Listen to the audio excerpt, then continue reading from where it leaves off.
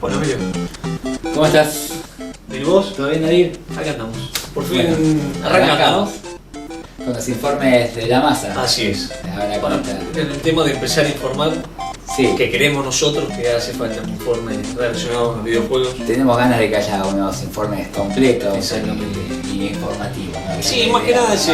Redundante, Sí, pero, sí. sobre la historia, bueno, teniendo en cuenta que este año, en 2012, se cumple el 40 40 aniversario aniversario. de la salida de la primera consola de videojuegos, entonces vamos a Así ir es. desandando un poquito este camino Así es. a las salidas de las consolas más importantes, viendo cómo Desde estaban- los inicios. desde los inicios, cómo estaban los arcades, entonces los salones de videojuegos, también Claro. qué pasaba en el mundo de las computadoras, aunque no va a ser el cuerpo principal, y también las portátiles, ¿no? Exactamente. La historia Un repaso, general. pero arrancando desde el inicio, más que nada, desde la raíz. Exactamente. Que es Exactamente. casi como Exactamente. una ameba, ¿no?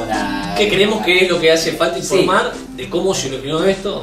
Sí. ¿Por qué el que estamos y el vicio que tenemos relacionado con los videojuegos? Claro, cómo fue evolucionando todo al Exactamente. punto de que hoy tenemos situaciones en las que los propios jugadores de fútbol juegan los juegos de Exacto. fútbol, gente Se que creó, no, divorcia. la película se hace basada en el videojuego, se Las hace. películas se hacen basar en el videojuego, el videojuego genera más que la propia industria del cine, esto ya hace bastante.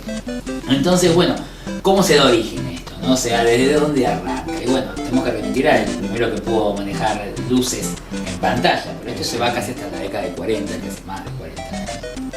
En la década de 50, una computadora que ocupaba toda una oficina podía mover apenas las luces en pantalla, sin Exactamente. mucho control. Así Digamos es, que sí. para fines de la década de 60 empieza el primer control, ¿sí? Sobre lo que pasa en las luces, que eso después deriva en lo que hoy nosotros conocemos como Pong. Como el Pong, Sí, en exactamente. realidad la primera consola es en 1972 el Magnavox Odyssey, que es una consola que salió siempre en Estados Unidos. Vamos a ir haciendo referencia a la salida oficial Exacto, en de la Estados consola Unidos. que fueron Estados salidas en Estados Unidos. Unidos. Pero vamos a ir viendo cómo estaba la mano acá en Argentina también, siempre un poco más tarde, ¿no es cierto? Todo en Argentina, pero vamos a ir Correcto. también informando cómo se fue dando la mano, que es como arrancamos nosotros, ¿no es cierto? El Magnavox Odyssey es del año 72 y en el mismo tiempo, digamos, alguien copia la idea, pero la mejora, como siempre sucede, y ese alguien era el que fundó Atari, ¿sí? Entonces el Atari Pong era la máquina más vendida de entonces, incluso más que el Magnavox Odyssey, que era la famosa barrita. Sí, la barrita Frente a otra barrita que simulaban un que tenis tenía de cuatro, mesa, claro, como un Sí. frontón, por así decirlo. frontón, que tenían diferentes formas de juego. No hay caso del Atari Pong, el Atari Pong era solamente Pong, pero como esto no estaba regulado, digamos que cada empresa sacaba su propio Pong. Entonces en el caso, por ejemplo, del Magnavox, que tenía el Odyssey, también estaba el televisor que incluía el Pong, o Ya venían incorporados. cualquier compañía que se precie agarraba, invertía y sacaba su propio electrodoméstico, como una heladera o una licuadora, tiene muchas marcas. Tenemos en particular una compañía.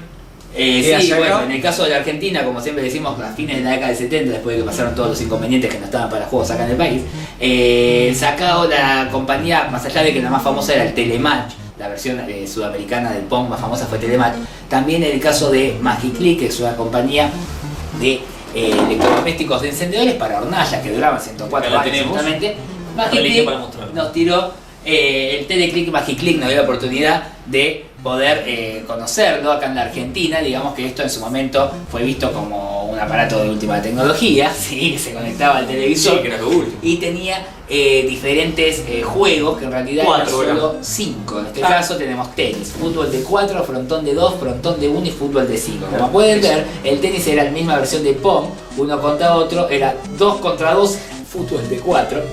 Y el frontón en sí era la misma versión, pero rebotando hacia los costados de las paredes. O sea, no tenía grandes posibilidades gráficas y más Pero bien... era una revolución esto. Sí, esta fue la primera consola de videojuegos o la versión argentina de lo que fue el Pong, que fue toda la revolución también en los años 70, pero hay que reconocer que fue Atari la empresa que se erigió como con mayor Sí, rédito. fue el que pisó fuerte realmente. Sí, por eso pudieron evolucionar y pasaron a lo que fue una segunda generación con el Atari 2600. Claro. Ya incorporó... Fue el inicio, acordate que fue la 5200. Primero el 2600, luego el 5200 estaba para repetir en otro caso más adelante. Pero en el 2600 incorpora el scroll, principalmente incorpora el color, ¿no? Estas máquinas no tenían color, lo que acabamos de ver el Teleclick Magic Click era todo blanco y Blanco y negro y negro. con destellos de sonido. Sí, tenía un escritor, un aparato escritor más que un parlante. Y en el caso del Atari trataba de emular música, los juegos tenían color, empieza a haber scroll, o sea, un juego puede ir hacia el costado, o sea, se puede ver un juego, empiezan los primeros juegos de plataforma. En el caso más famoso seguramente el de Pitfall. También empiezan los géneros, que en este momento veíamos que emulaban algunos deportes o incluso en algunas versiones de Pong automóviles. Acá empiezan los juegos de conducción, empiezan los juegos de aventura, el caso de Adventure, que era un cuadradito, claro, la más esencial de las formas de juego. Pero era una aventura. Adventure sí, pero era un cuadradito que tenía que ir agarrando llaves de diferentes colores y entraba en laberintos que tenía que resolver. O sea, la base de cualquier juego que estemos jugando hoy arranca en ese Adventure. Empiezan a haber juegos de cosas que veamos en televisión, como por ejemplo Superman o El Hombre Araña. Y fue súper exitoso, ¿no es cierto? Y el resto de las compañías que había como Pongs, hubo más de 20 compañías que sacaban su propio Pong, el Coleco Testa y tantas otras. Y no fue tanto así con el Atari 2600, que desde el año 77 hasta el año 81 revoluciona y casi domina monopólicamente el mercado de videojuegos. Sí. Atari empieza a ser como la palabra más referida a videojuegos en el mundo, automáticamente se lo relaciona. Y bueno, la competencia que había tenido de un primer momento con el Coleco Telstar se le hace una competencia más fuerte en el año 1981 y sacan una máquina más poderosa que el Atari. Mucho más poderosa, con 16 colores, que era con más de 3 MHz de velocidad. Esta máquina fue muy exitosa incluso acá en la Argentina. Este es el Coleco Vision, ¿sí? Con sus controles que parecen teléfonos celulares de antaño. Esto quiero decirlo, esta fue mi primera consola. Esto era una revolución tener esto. La verdad que era un lujo y había que tener plata. Era muy caro. Y más en esa época en el país.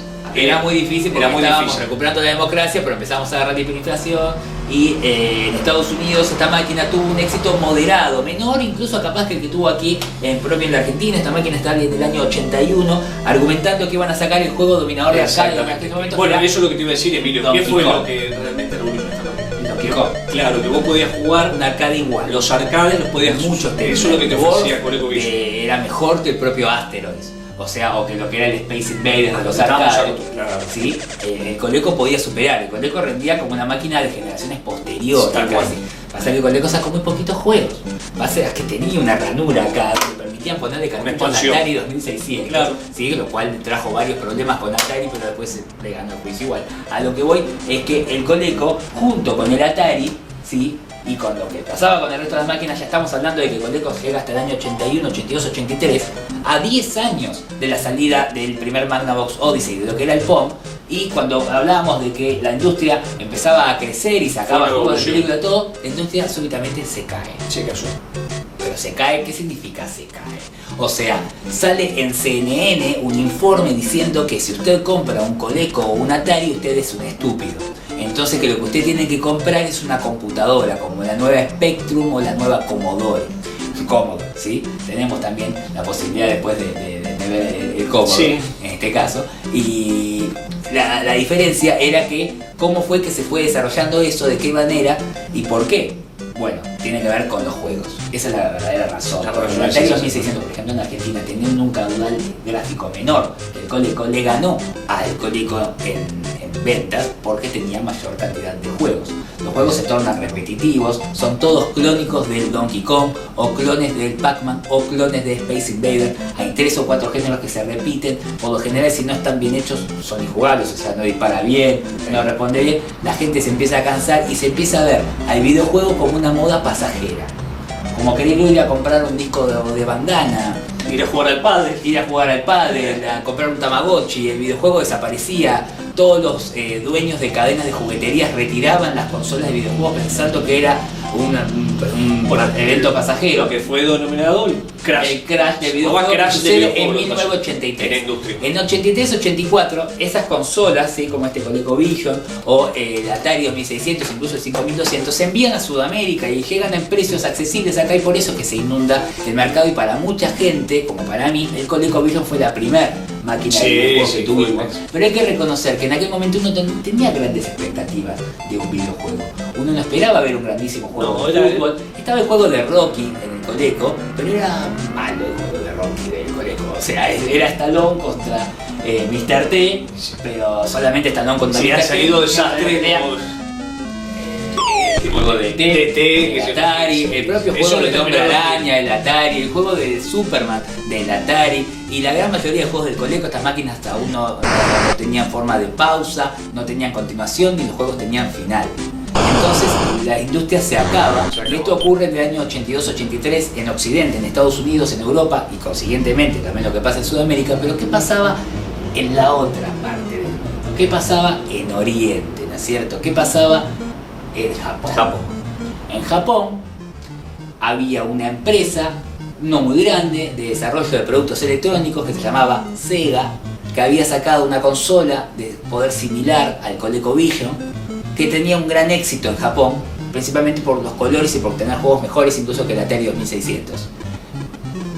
El Atari Pong y el Atari 2600 también existían en Japón y eran distribuidos por otra juguetería, en este caso una juguetería que tenía gran historial en el desarrollo de naipes, juguetes de madera cuando salían los juguetes de madera, juguetes de chapa cuando salían los de chapa, de cuerda cuando salían los de cuerda, de pila cuando salían los de pila, y cuando salían los juguetes de video, los videojuegos, ahí estaba también Nintendo distribuyendo las consolas. En este caso, al ver el éxito del SG-1000 deciden sacar su propia consola basada en la ganancia que había tenido Nintendo, tanto con el juego Donkey Kong para arcades, los más llamados fichines, ¿no? Sí, los fichines. Los fichines ahora, porque a partir del ahora no llamaban antes fichines ni arcades. Videojuegos. Pero bueno, sin irnos por las ramas, digamos que Donkey Kong, que era el gran título rendidor de Nintendo, que había tenido un Donkey Kong Junior, un Donkey Kong 2 donde Mario es malo, que no había tenido tanto éxito y es parte del crash, digamos, del videojuego, había otro terreno donde Nintendo triunfaba y era el terreno de las portátiles.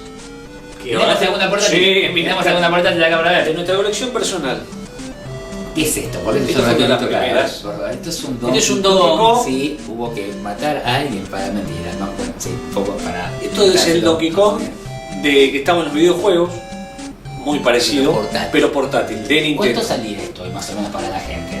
¿500 pesos un aparatito de hoy, pesos? Hoy de colección, hoy es algo de coleccionismo, exactamente. En junio, porque en septiembre puede ser otra cosa, pero esto es algo de coleccionismo, sí, más que nada, estamos hablando del año 82. Una fortuna, yo no tuve nunca.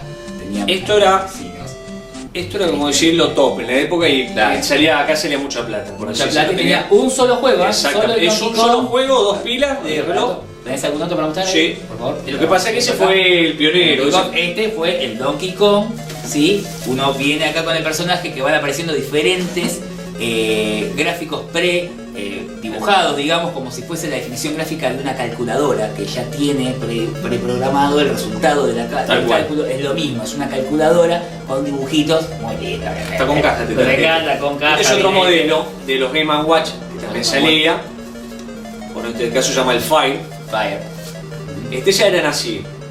Era una pantallita, pero no eran doble. Más económico. Era más económico, no eran doble pantalla, pero lo particular de esto que tenían también eran así, se jugaba de esta manera, que era con pantalla así de screen. Sí, LCD, exactamente. En aquella época. Lo que traía que traía una patita para poner acá. Una patita.